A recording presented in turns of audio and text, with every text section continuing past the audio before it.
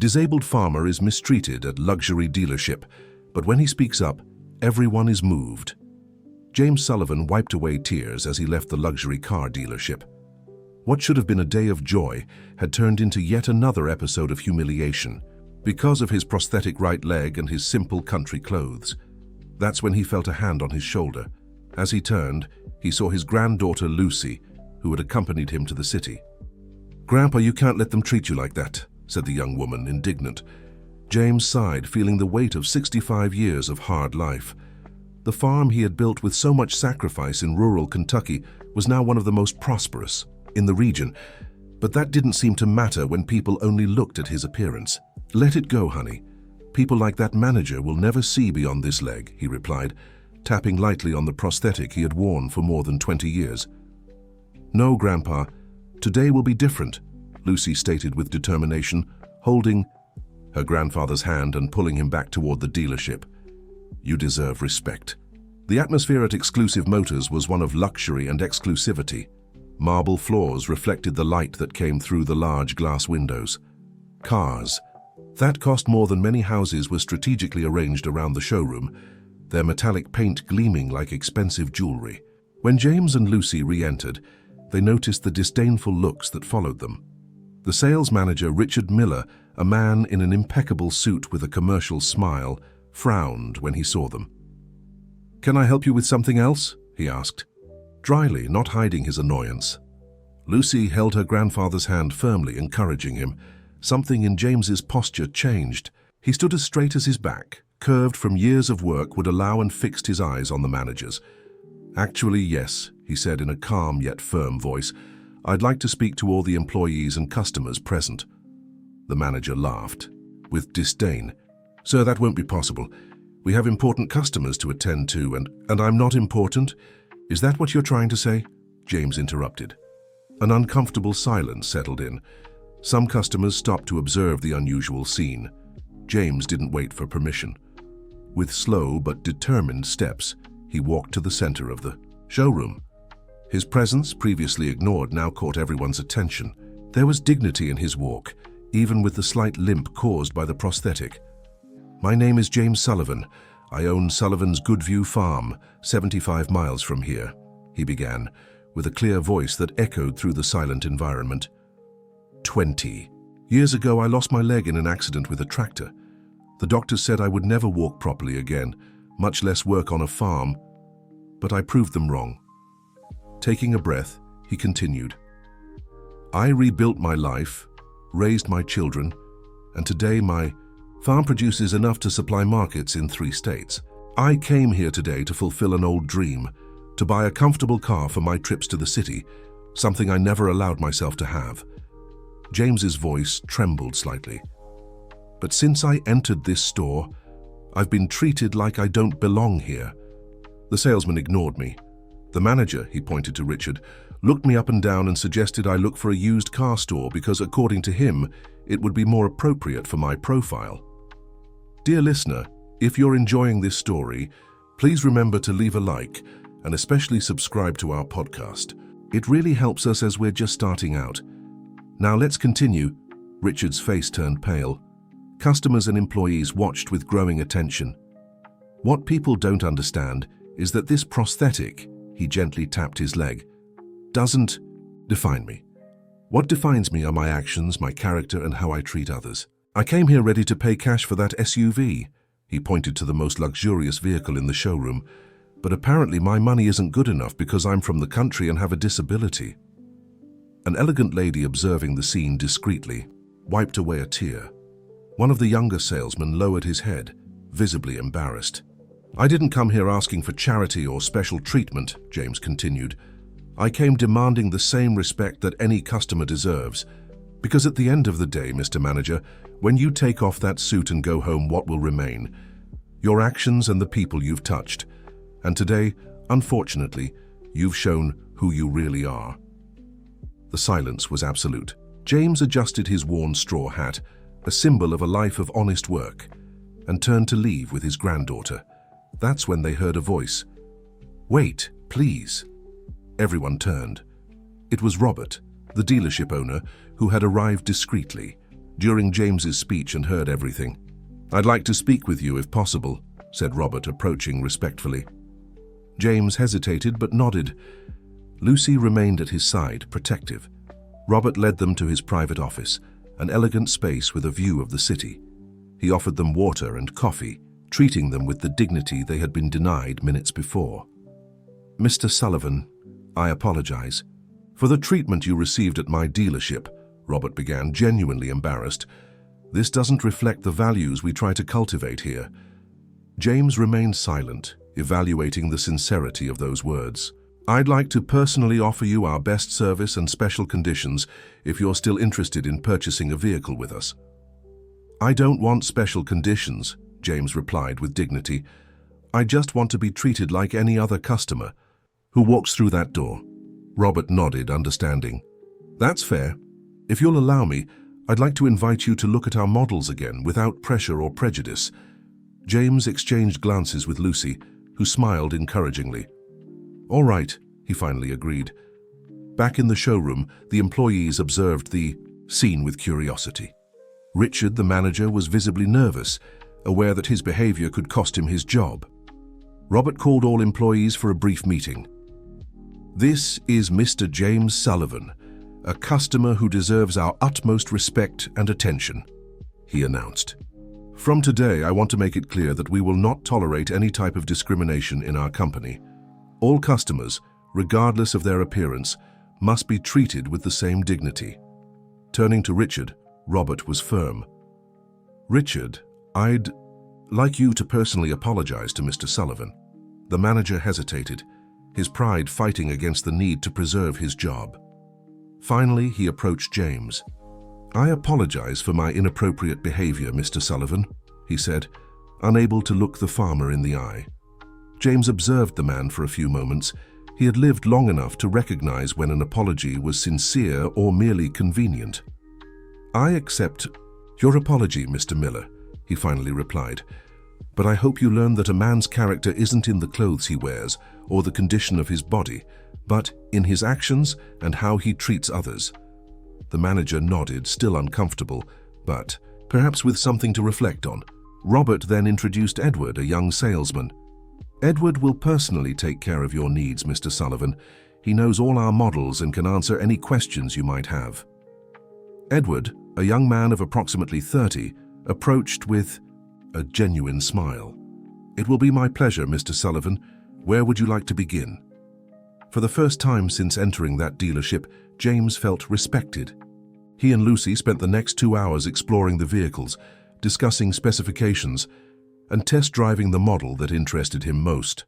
By late afternoon, James Sullivan left Exclusive Motors as the owner of a new luxury SUV, paid in cash, as he had initially planned, but he took with him something more valuable than the car, the feeling of having been heard and having provoked an important reflection in that environment.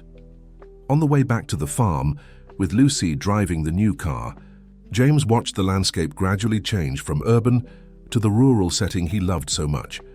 "You know, honey, today I learned that sometimes you need to speak up, even when your voice trembles," he said, breaking the contemplative silence. Lucy smiled, proud of her grandfather. "You were amazing, Grandpa. You made everyone realize the mistake they were making." James shook his head. "I don't know if everyone realized it. That manager, for example. He apologized, but his eyes didn't change. But maybe one day he'll understand. Life has a curious way of teaching us lessons." What neither of them imagined was that that day at the dealership would be just the beginning of a series of events that would change not only James's life, but the entire community around him. 2 weeks later, the phone rang on the farmhouse porch while James was watching the sunset, as he did every day. "Hello?" he answered, intrigued by such a late call. "Mr. Sullivan, this is Edward from Exclusive Motors. Do you remember me?" "Of course, Edward. How are you?" "Well, sir, I'm calling because something happened that you should know about." After that day, things changed at the dealership. The owner, Mr. Robert, implemented a training program about inclusion and respectful customer service. But Richard, the manager, yes, he was transferred to another branch. Before leaving, he told everyone that you had exaggerated and that you were just another country bumpkin wanting attention. James sighed. He wasn't surprised. And why are you telling me this, Edward? There was a pause on the other end of the line. Because you inspired me. I'd never seen someone stand up like that with such dignity, and, well, I'm thinking about leaving the dealership. Why? You seem to enjoy your work. I like selling cars, but I realized I want to do something more meaningful. Edward took a deep breath. You know, my father is also disabled. He lost the use of his legs in a work accident when I was a child. Seeing how you were treated made me think of him, and how many times he must have gone through similar situations. James felt something warm in his chest. His experience had touched this young man in a way he hadn't imagined. And what do you plan to do now? I'm not entirely sure yet. Maybe go back to school. I always wanted to study law, you know, to defend people who are treated unjustly. That conversation stayed in James's mind for days. He thought about how a single moment of confrontation had triggered changes in the lives of people he barely knew. What if he could do more? The idea came to him while he was inspecting the fields of his farm, observing the work of his employees. Among them was Matthew, a 20-year-old who had lost his left arm in a motorcycle accident, but worked with the same efficiency as anyone else. That night, James called Lucy and his son Charles, who managed the farm with him, for a serious conversation. I have a proposal for you, he began, his eyes shining with an excitement he hadn't shown in a long time. I want to start a training program here on the farm, especially for people with disabilities who want to work in agriculture. Charles and Lucy exchanged surprised looks. What do you mean, Dad? Asked Charles. Think about it. How many people with disabilities do you know who work in agriculture? Few, right? Many believe they aren't capable, that rural work requires a body without limitations. But look at me, look at Matthew. We've proven that's a myth. James stood up, walking around the room with renewed energy. We could adapt some of our tools and machinery, create inclusive work methodologies. We would give opportunities to people who are often excluded from the job market. Lucy smiled, moved by her grandfather's passion. Grandpa, that's incredible. And we could document the whole process, show that agriculture can be an inclusive space. Charles, always more pragmatic, seemed thoughtful. It's a noble idea. Dad, but we need to think about feasibility. Adaptations have costs, specialized training too. I know, agreed James. That's why I thought about starting small, maybe with 5 or 6 people. And we could seek partnerships with universities, rehabilitation institutes, and even with the government. The three talked until late at night, discussing details and possibilities. In the end, even Charles was convinced. The New Horizons program, as they decided to call it, would be implemented at Goodview Farm. In the following weeks, James dedicated himself body and soul to the new project. He hired consultants specialized in accessibility, adapted agricultural tools with the help of engineers from the local university, and began to promote the program in rehabilitation centers in the region. The news spread quickly. In less than a month, the farm received more than 50 applications from people with different types of disabilities, all interested in learning to work in agriculture. It was during this preparation period that James received an unexpected visit. A luxury car, different from his newly purchased SUV, entered through the main gate of the farm on a Saturday morning. From it descended Robert, the owner of the dealership. "Mr. Sullivan," he greeted, extending his hand. "I hope I'm not disturbing you." James, who was supervising the adaptation of a tractor, received the visitor with curiosity. "Not at all. What brings you to my farm?" Robert seemed genuinely impressed with the size and organization of the property. "I heard about the program you're implementing. One of our clients, who is connected to the State Inclusion Commission, mentioned it during a visit to the dealership." James nodded, still not understanding the purpose of the visit. "And I came because I'd like to propose a partnership," continued Robert. "Our dealership has a social responsibility program, and we're looking for initiatives to support. What you're doing here is exactly the kind of project we'd like to sponsor." Dear listener, if you're enjoying this story, please remember to leave a like and especially subscribe to our podcast. It really helps us as we're just starting out. Now let's continue. The proposal was tempting. Exclusive Motors would provide financial resources for the necessary adaptations and in exchange, associate their brand with the program. It would be a win-win situation for both. James, however, couldn't help but think of the irony. The same company that had discriminated against him weeks before now wanted to associate itself with an inclusion program created by him. "Why now?" he asked directly.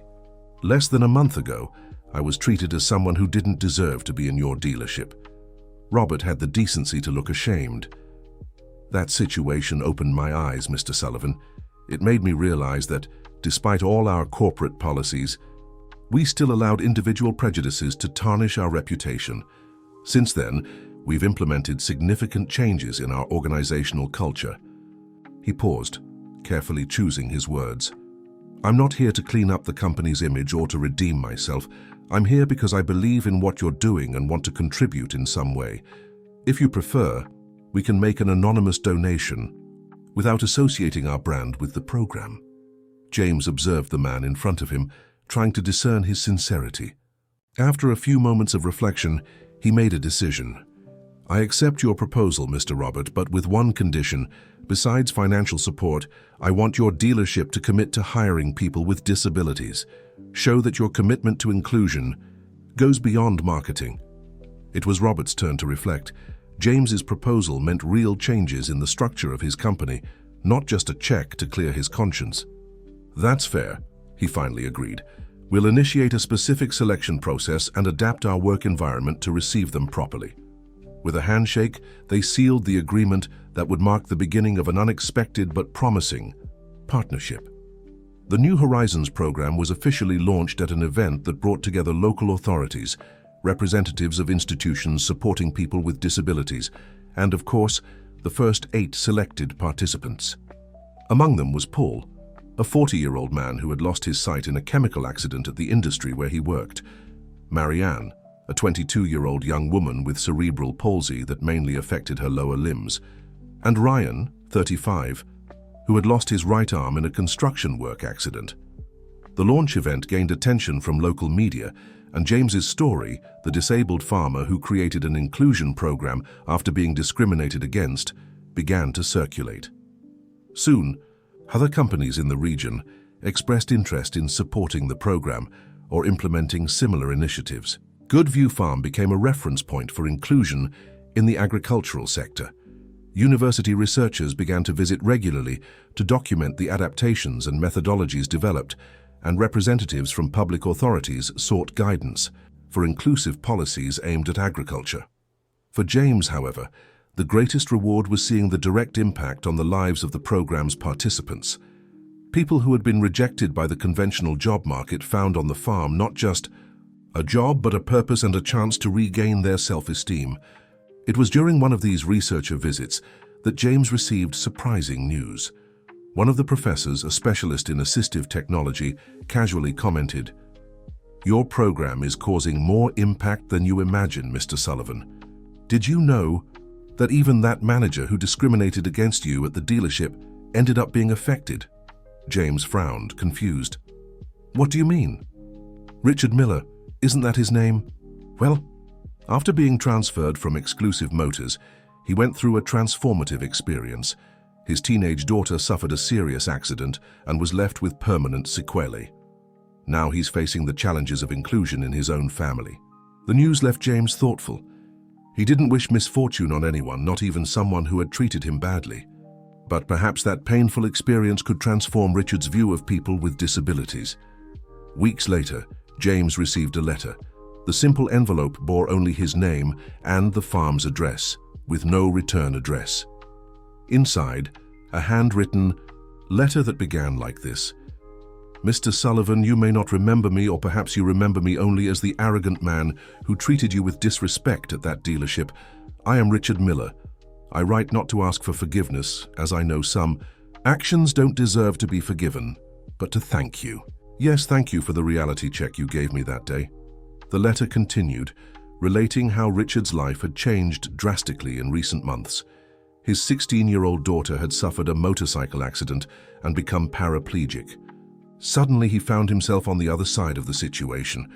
He was now the father of a person with a disability, facing the physical and social barriers that he had completely ignored before. "I remember your words every day, Mr. Sullivan, when an attendant looks with pity at my daughter instead of speaking directly to her.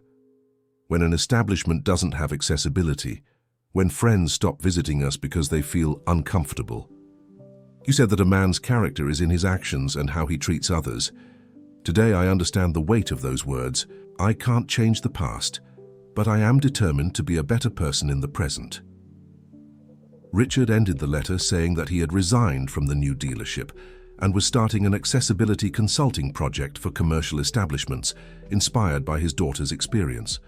James folded the letter slowly, with a heavy heart but somewhat relieved. There was no joy in knowing about Richard and his family's suffering, but it was comforting to realize that even the most resistant people could change, albeit through painful paths. He decided to respond to the letter, offering support and inviting Richard and his daughter to visit the New Horizons program. It was an opportunity to transform that initial negative experience into something constructive for both. As the months passed, the program expanded. Goodview Farm was becoming a model not just of efficient agricultural production, but of an inclusive and welcoming work environment. The adaptations initially created for people with disabilities ended up benefiting all workers, making work safer and less strenuous.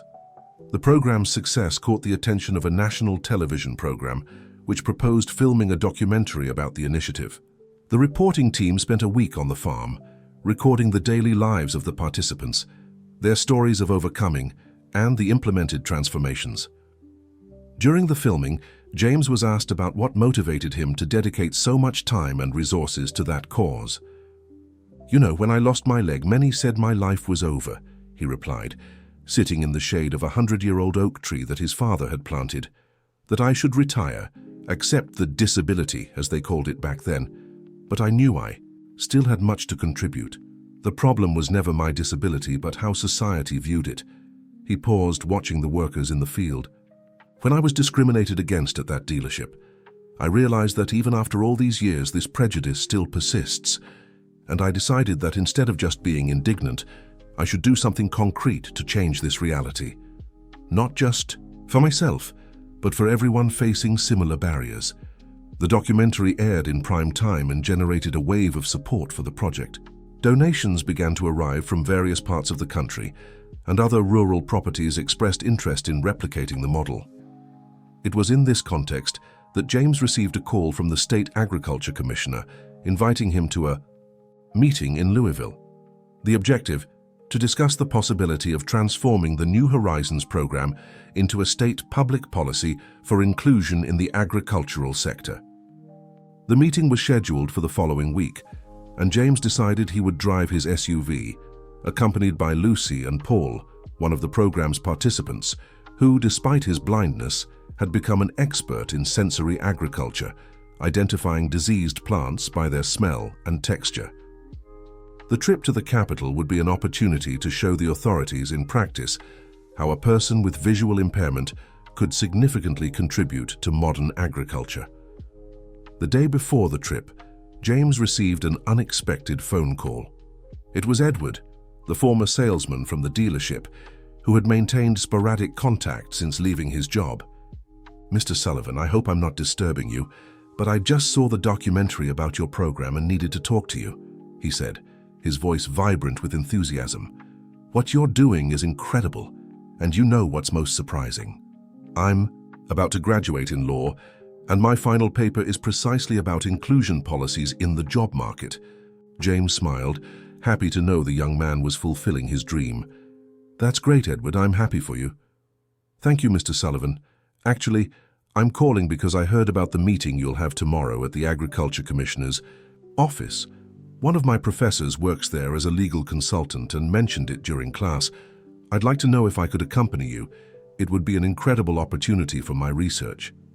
James reflected for a moment. It was becoming increasingly evident how a small action, his confrontation at the dealership that day, had triggered a series of positive events in so many people's lives. "Of course, Edward. It will be a pleasure to have your perspective during the meeting." The next day, the group left early for Louisville. James drove his SUV confidently, which had already traveled thousands of miles since its purchase. Next to him, Lucy monitored the GPS, while Edward and Paul chatted animatedly in the back seat. The arrival at the Agriculture Commissioner's office was marked by a symbolic moment. James made a point of parking his SUV in the space reserved for people with disabilities, something he had previously avoided doing for fear of judgmental looks. Now, however, he proudly displayed the sticker that indicated his right to that space. The meeting exceeded all expectations. The state government representatives not only showed interest in the program, but proposed creating a reference center for agricultural inclusion, with James as the main consultant. The project would receive public and private funding and could benefit hundreds of rural properties throughout the state. At the end of the meeting, the Agriculture Commissioner, visibly impressed, made a comment that deeply touched James. "Mr. Sullivan, what you've built goes far beyond an inclusion program. You're changing society's perception of people with disabilities, and that, more than any physical adaptation, is what truly removes barriers." Back at the farm, James shared the good news with his family and the program's participants. A celebration was impromptu organized in the main barn, with barbecue, music, and much joy. It was during this celebration that Lucy approached her grandfather with an enigmatic expression. "Grandpa, I have a surprise for you," she said, handing him a tablet. "Remember the video I discreetly recorded that day at the dealership when you made your speech? I edited it, added information about the New Horizons program, and, well, I posted it on social media 3 days ago." James's eyes widened in surprise. "And you won't believe what happened," Lucy continued, practically jumping with excitement. "The video already has more than 2 million views. People from all over the country are commenting, sharing their own experiences, and asking how they can support the program." She slid her finger across the screen, showing her grandfather the numerous positive comments. There were simple messages of support as well as moving accounts from people who had faced similar situations. "There's more," added Lucy. "3 national television programs have already contacted us wanting to interview you, and an international organization supporting people with disabilities has invited you to be a speaker at a conference in Chicago next month." James didn't know how to react. He had never imagined that his story could have such repercussions. He, who had always lived away from the spotlight, silently dedicating himself to work on the farm, now saw his personal experience transformed into a much larger social movement. "I don't know if I'm ready for this, honey," he admitted suddenly, feeling vulnerable. "I'm just an old farmer who wanted to do the right thing." Lucy held her grandfather's hands with affection. "You're much more than that, Grandpa. You're an example that it's never too late to make a difference. And don't worry, I'll be by your side every step of this new path." In the months that followed, James Sullivan's life completely transformed. From a regionally respected farmer, he became a national symbol of the fight for inclusion. His simple yet powerful speech about respect and dignity resonated with people from different social realities. The television interviews brought him to ever larger audiences. The Agricultural Inclusion Reference Center, officially inaugurated 6 months after the meeting at the Commissioner's office, became a hub for innovation in assistive technology applied to agriculture. Researchers from renowned universities began to develop projects in partnership with the center, creating everything from adapted tools to applications that facilitated work for people with different types of disabilities. Among so many transformations, one of James's greatest joys was watching the changes in the lives of those directly impacted by the program. Paul, the blind participant, developed a pest identification methodology through smell that proved more effective than many conventional visual methods. His work was the subject of a master's dissertation and was about to be patented as an agricultural innovation. Marianne, the young woman with cerebral palsy, discovered a talent for administration and took over the coordination of one of the program's units, demonstrating that her physical limitations in no way affected her intellectual capacity and leadership. And, to the surprise of many, Richard, the former dealership manager, had become an important partner. After James responded to his letter with an invitation to visit the program, he and his daughter Tessa became frequent visitors to the farm. Over time, Richard began offering accessibility consultations to companies in the region, using his own experience as the father of a teenage wheelchair user to sensitize business owners about the importance of inclusion. It was during one of these visits that Richard made an unusual proposal to James. "Have you ever thought about writing a book about your journey? Your story could inspire even more people." James laughed, shaking his head. "I was never good with written words, Richard. I barely finished middle school." "You wouldn't have to write alone," insisted Richard. "There are professionals who could help you. Think about it. A book that would tell not just your personal story, but also the impact of the New Horizons program and the trajectories of its participants. It would be a way to further extend the reach of the message." The idea kept hammering in James's head. As much as he tried to keep his feet on the ground, it was undeniable that his story and the work of the program deserved to be recorded and shared. After consulting his family and the program's participants, all enthusiastically in favor of the idea, James decided to accept the proposal. A young journalist specialized in social themes was hired to help him in the writing process. For months, James dedicated part of his afternoons to interview sessions with the journalist. He shared not just recent events, but his entire trajectory, the humble childhood in rural Kentucky, the accident that resulted in the amputation of his leg, the years of struggle to rebuild his life and his farm, and finally, the episode at the dealership that had triggered everything. Dear listener, if you're enjoying this story, please remember to leave a like and especially subscribe to our podcast.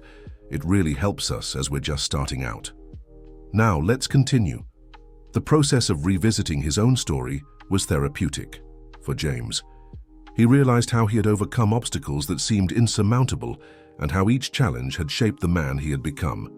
Parallel to the book writing, the reference center continued to expand.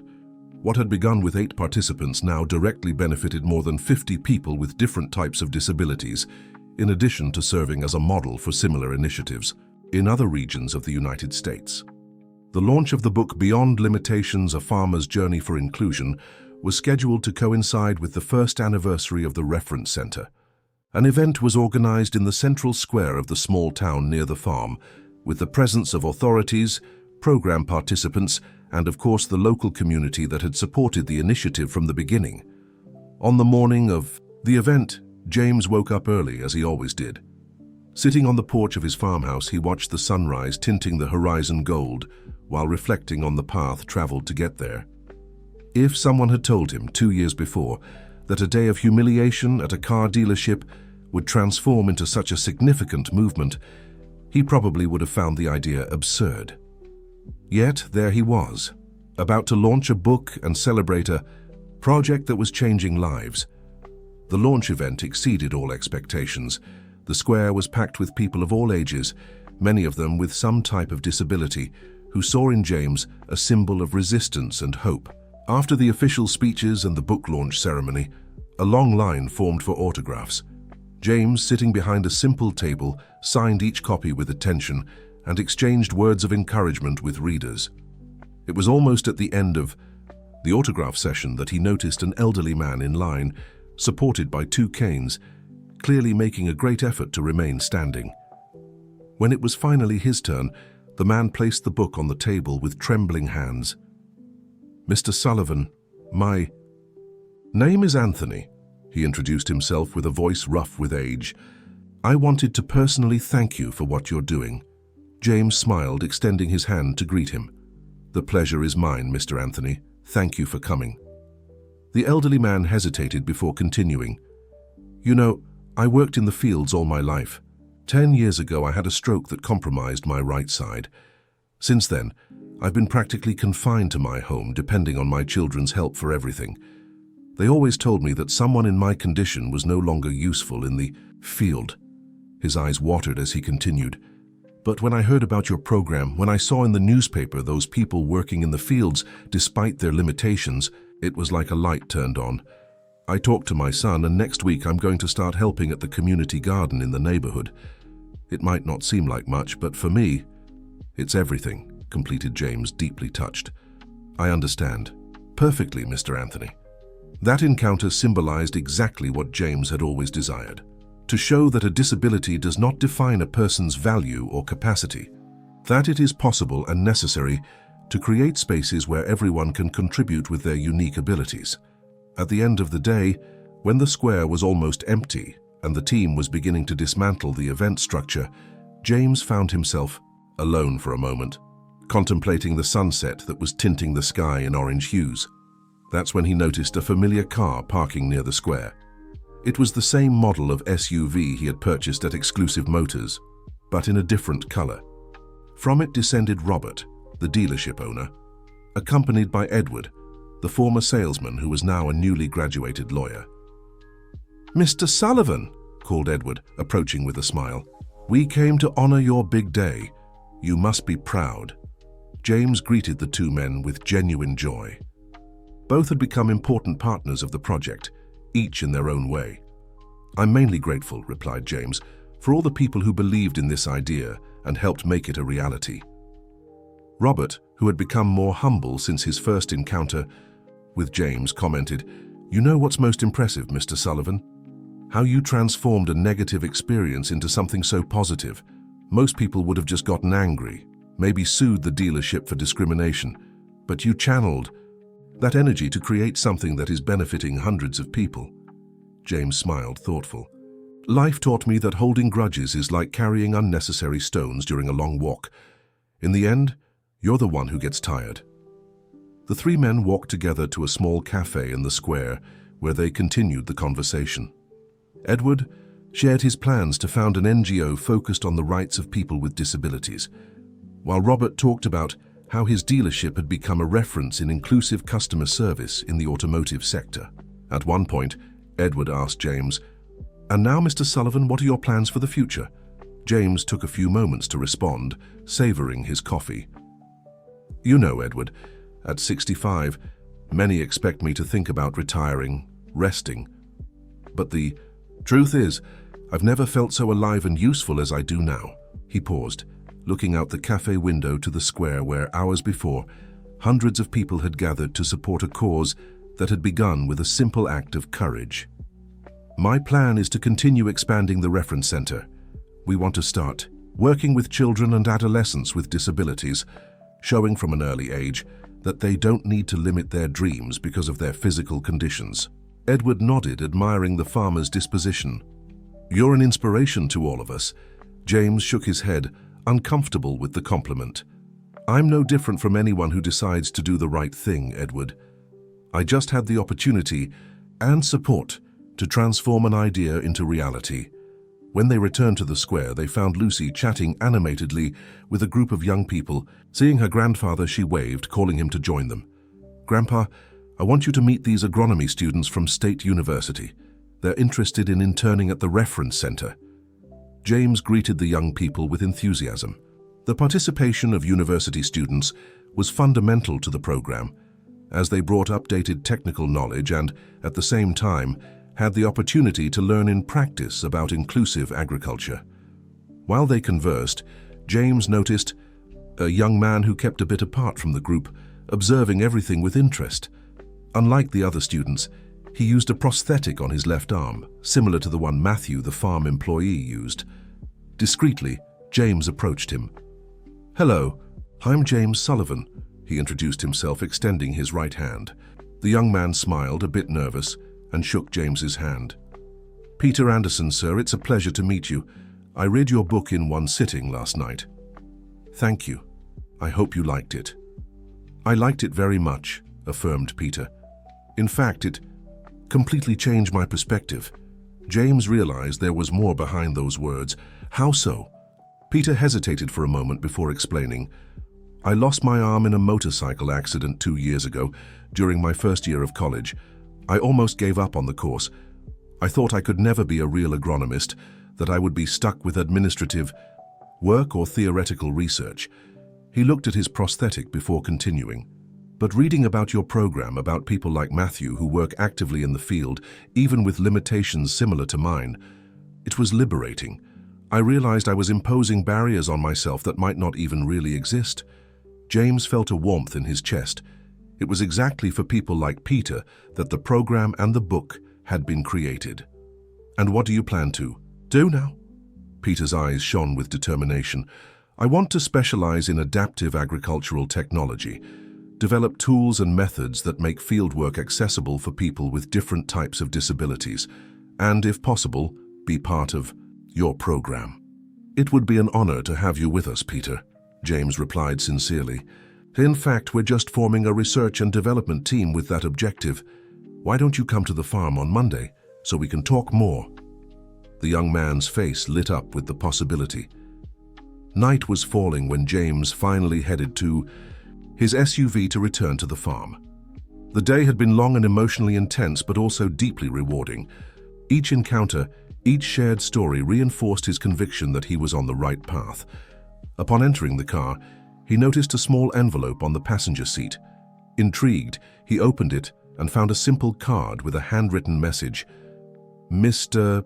Sullivan, words are insufficient to express how much your courage changed my life.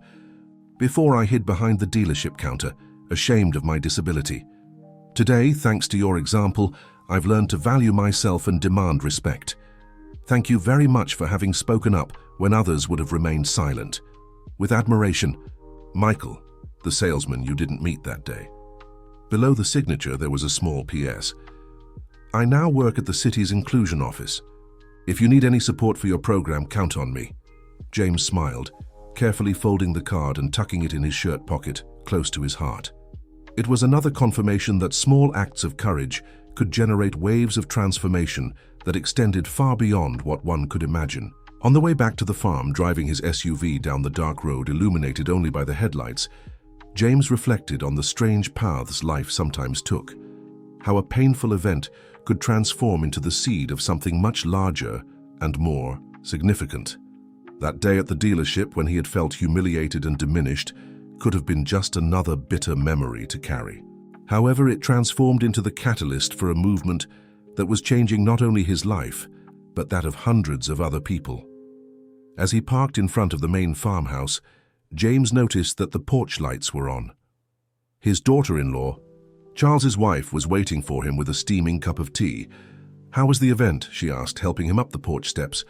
"More than I could have imagined," replied James, sitting in his favorite rocking chair and accepting the cup of tea. "You know, Mary, sometimes I wonder if all this is real, if I really deserved this opportunity to make a difference." Mary smiled, sitting in the chair beside him. "If anyone deserves it, it's you, James. Your strength has always inspired this family. Now it's inspiring many other people." They sat in silence for a few minutes, contemplating the starry sky that stretched over the farm. "Tomorrow we'll have a full day," Mary finally commented. "The TV crew will arrive early to record the special report about the center." James nodded, sipping his tea. The notoriety still made him a bit uncomfortable, but he had learned to accept it as a necessary part of the program's promotion process. "I'll be ready," he assured. "I want to show them the new adapted tractors that arrived last week. It's impressive how technology can make life easier when well applied." Later in his room, James picked up a copy of his own book, which he kept on the bedside table. He flipped through it until he reached the dedication, which he had written personally. "I dedicate this book to all who have felt diminished by their differences, to all who have had their dignity questioned, to all who have been underestimated. May our fight for respect and inclusion open paths to a world where each person is valued, not despite their singularities, but precisely because of them. And to my granddaughter Lucy, who taught me that true courage is in speaking up when it would be easier to remain silent." The next morning, James woke to the song of birds as he did every day. He dressed simply, jeans, a plaid shirt, and his inseparable straw hat, and went to the porch for his morning ritual of watching the sunrise while drinking strong coffee. The television crew would arrive in a few hours for the special report, but before that, James wanted to walk around the farm, check on the new adaptations to the agricultural equipment. When he reached the main barn, he found Peter, the agronomy student he had met at the book launch, already working on a prototype of an adapted tool. The young man had accepted his invitation, and in just a few weeks had already proven to be a valuable collaborator, with innovative ideas and contagious enthusiasm. "Good morning, Mr. Sullivan," Peter greeted animatedly. "I think I've solved the locking mechanism problem we were discussing yesterday." James approached, observing with interest the technical drawing the young man showed him. It was a design for a harvesting tool that could be operated with just one hand without compromising efficiency or requiring excessive effort. "Impressive. Peter, if it works as planned, it will greatly facilitate the work of people with limitations in their upper limbs." Peter smiled, proud. "I tested the prototype yesterday afternoon with Matthew. He made some suggestions that I've already incorporated into the design. I think in a week, we'll have the final version ready for field testing." While they discussed the technical details of the project, they were interrupted by Lucy's arrival, who came to inform them that the TV crew was arriving. "Grandpa, they've moved up their arrival. They're on their way to the main gate. Do you want to receive them there, or would you prefer I bring them here?" James thought for a moment. "Let's receive them at the reference center. I want their first image to be of our participants already in activity. Show the reality, not a scene set up for the cameras." Lucy nodded, agreeing with her grandfather's approach, and left to direct the reporting team. The recording lasted all day. James made a point that the report should show not just his work, but mainly that of the program's participants. Paul demonstrated his sensory method of pest identification. Marianne talked about her role as administrative coordinator, and other participants shared their experiences and the specific knowledge they had developed. In the late afternoon, when the last scenes were being recorded, the reporter asked James for a final message to close the report. "If you could summarize in a few words the most important lesson you've learned on this journey, what would it be, Mr. Sullivan?" James reflected for a few moments before answering. "I learned that the greatest limitations are not in our bodies, but in the minds of people who can't see beyond appearances, and that a single act of courage, however small it may seem, can trigger changes we could never have imagined possible." When the TV crew finally departed, the sun was already beginning to set on the horizon.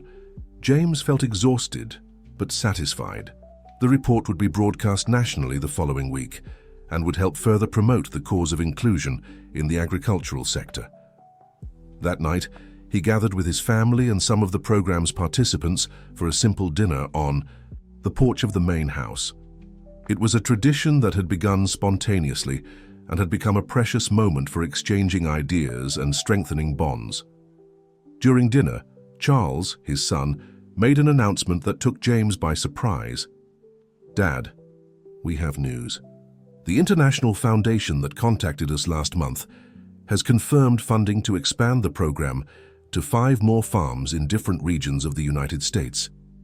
They want to create a national network of reference centers for inclusive agriculture, with ours as the main model." The news was received with applause and exclamations of joy. It was the definitive recognition that the work initiated there on that small farm in rural Kentucky had the potential to transform the reality of inclusion in agriculture throughout the country. James felt his eyes water. When he had begun that journey, he had never imagined he would go so far. "That's incredible," he finally managed to say. "But I want to ensure that regardless of how large this becomes, we never lose sight of what really matters: respect for the dignity and potential of each person." Everyone raised their glasses in a toast to the program's expansion and the values that sustained it. Later, when the guests had already left and the house was quiet, James sat again in his rocking chair on the porch. The starry Kentucky sky stretched infinitely over the farm that had been his home for so many decades. He thought about everything that had happened since that day at the dealership, how a moment of humiliation had transformed into the catalyst for such a profound change, not only in his life, but in that of so many other people. He remembered the words he had said to the manager that day. "A man's character isn't in the clothes he wears or the condition of his body, but in his actions and how he treats others." Simple words, but which carried a fundamental truth that many took a lifetime to understand. The cell phone in his pocket vibrated, pulling him from his thoughts. It was a message from Richard, the former dealership manager. "Mr. Sullivan, I just wanted to share some news. Tessa took the admission test for the agronomy college today. She said she was inspired by a visit we made to your reference center. Thank you for showing her that her wheelchair doesn't need to limit her dreams." James smiled, putting away his phone. Each story like this reaffirmed his conviction that he had found his true purpose in life, not just to produce from the land, but to plant seeds of transformation in people. As he contemplated the stars, James reflected on how life's paths are unpredictable. That SUV he had purchased at the dealership, the object that had triggered this entire journey, now seemed just a minor detail in a much larger story. The true treasure he had found couldn't be bought. It was the certainty that each person, regardless of their physical limitations, carried within them a unique and valuable potential. The next morning, upon entering his office at the reference center, James found a pile of letters on his desk. They were correspondences from people all over the United States who had read his book or watched the documentary about the program and wanted to share their own stories or express their gratitude. One of them, in particular, caught his attention. It was from a teacher at a small rural school in northern Maine. "Dear Mr. Sullivan, I've been a teacher for 20 years in a remote community where many children with disabilities are kept at home, away from society's eyes, out of shame or the belief that they cannot learn or contribute. After watching the documentary about your program, I organized a screening for my students' parents. Seeing a gentleman with a disability not just working, but leading such an important project opened the eyes of many. The following week, 3 children who had never attended school appeared in my classroom, brought by parents who finally began to believe that their children also deserve opportunities. You will probably never come to know our small community, but know that your words and your example have crossed the country and are transforming lives here too. With gratitude, Teacher Helen Sanders." James read and reread the letter, deeply touched.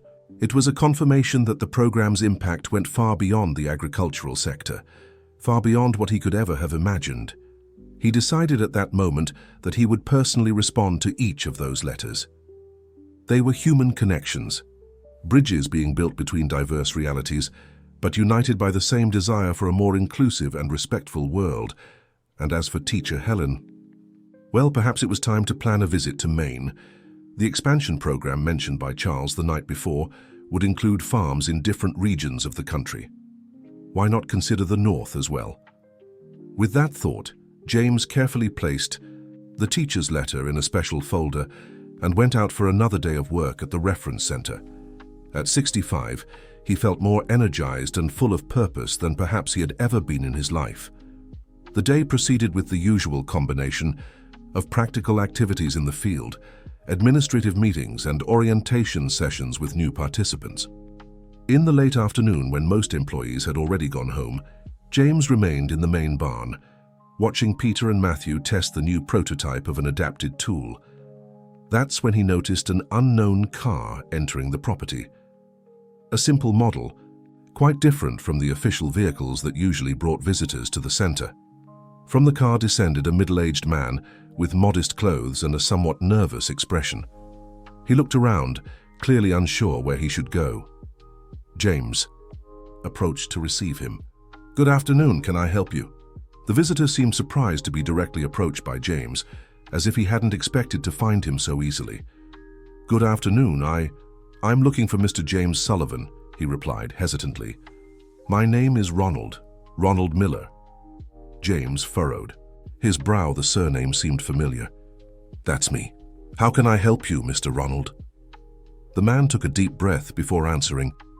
"I'm Richard Miller's brother, the manager who treated you badly at that dealership." The surprise must have been evident on James's face, because Ronald quickly added, "I didn't come to create problems, Mr. Sullivan. Actually, I came to thank you." James invited Ronald to accompany him to a bench under a large oak tree, where they could talk more calmly.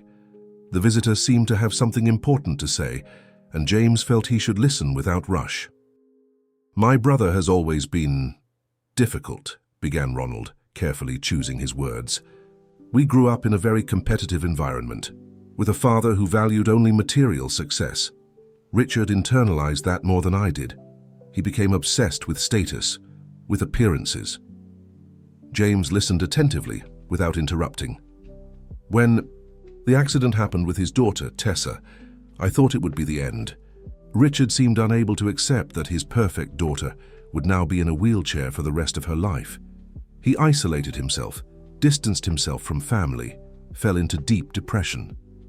Ronald looked directly at James before continuing. That's when he received your book. At first he refused to read it, said he didn't need moral lessons from a farmer. But Tessa insisted, and eventually he gave in. A small smile appeared on Ronald's face. Something changed after that. Slowly, but it changed. Richard began to inform himself about accessibility, about the rights of people with disabilities. He began to accompany Tessa in her physical therapy, to actively involve himself in her adaptation to the new reality. He even started that accessibility consulting project he mentioned in the letter he sent you. James nodded, remembering the correspondence. But most importantly, continued Ronald, Richard is learning to see people beyond their appearances or physical conditions, something that, frankly, I never thought would happen. He paused, visibly moved. I came here because I wanted you to know the impact you've had on my brother's and my niece's lives. I know he caused you pain that day at the dealership, but that moment ended up becoming a transformation point for him too. James felt a deep gratitude for that account. It was another confirmation that sometimes painful situations could be seeds of transformation, not just for those who suffer the injustice, but also for those who commit it. Thank you for coming here to share this with me, Ronald. It's comforting to know that episode ended up generating something positive for everyone involved. They talked for some more time, and James invited Ronald to tour the reference center facilities. The visitor was visibly impressed with the work being developed there, and mentioned that his construction company might be able to contribute to future expansions of the program. When Ronald departed, already late in the afternoon, James remained for a few more moments under the oak tree, reflecting on the strange circles that life sometimes formed, how people who began as antagonists in his story ended up becoming unexpected allies. That night, upon returning home, James found Lucy waiting for him on the porch, with an excited expression that indicated she had news. Grandpa, I just received an email from the producer of that national TV program. The report about the reference center will air next week, in prime time. And there's more. They want to invite you to participate in the program live in Chicago. James sat slowly in his chair, absorbing the information. The idea of appearing on a live program, watched by millions of people across the country, was quite intimidating for someone who had spent most of his life away from the spotlight. Noticing his hesitation, Lucy sat beside him. I know it seems scary, Grandpa, but think about the impact you can have. How many people with disabilities will feel represented and inspired seeing you there? How many employers might rethink their prejudices? James knew his granddaughter was right. Visibility was a powerful tool for the cause he now defended. Still, he felt insecure. What if I don't know what to say, Lucy? I'm not a trained speaker or an expert on inclusion. I'm just an old farmer who decided to do the right thing. Lucy held his hands with affection. That's exactly why people want to hear you, Grandpa, because your story is authentic. Your voice is that of someone who has lived through the challenges of exclusion and found a way to transform that experience into something positive. After a few moments of reflection, James nodded. All right, I'll accept the invitation, but you're coming with me, right? Lucy's smile lit up her face. Of course. I was already imagining which shopping mall we'll visit while we're in Chicago. The week preceding the trip was one of intense preparation. Although Lucy had assured that James should simply be himself during the program, there were practical issues to resolve. What clothes to take, how to move comfortably with his prosthetic through the big city where they would stay. Charles, always practical, took care of all the logistical details, while Mary helped James select clothes that were comfortable but also suitable for a television appearance. On the eve of the trip, James received a surprise call. It was Edward, the former salesman from the dealership who now worked as a lawyer. Mr. Sullivan, I heard you're going to participate in the America in Debate program next week. That's fantastic. Thank you, Edward. I'm a bit nervous, to be honest. You'll do very well, I'm sure. Actually, I'm calling because I received an invitation from the program's production team as well. Apparently, they're putting together a panel with different people impacted by your work, and they'd like me to share my experience. James felt relieved to know he would have a friendly face in the studio. That's great, Edward. It will be good to have you there. They've also invited other program participants and, from what I understand, even Richard and his daughter Tessa. It seems they want to show how your story ended up touching people from different realities. The news took James by surprise. The idea of meeting Richard again on a live television program was at the very least unusual. But perhaps it was appropriate, a symbolic closure for the cycle that had begun at that dealership. The next morning, James and Lucy departed for Chicago. The plane trip, James's first in many years, went smoothly, although he felt a bit uncomfortable with the limited space for his leg with the prosthetic. Upon arriving at the hotel, they were greeted by a producer from the program, who explained how the recording would work the next day and confirmed that, yes, there would be other guests who were part of James's story, including Richard and his daughter. "Are you comfortable with this?" asked the producer, concerned about the possibility of any live embarrassment. "I am," replied James sincerely.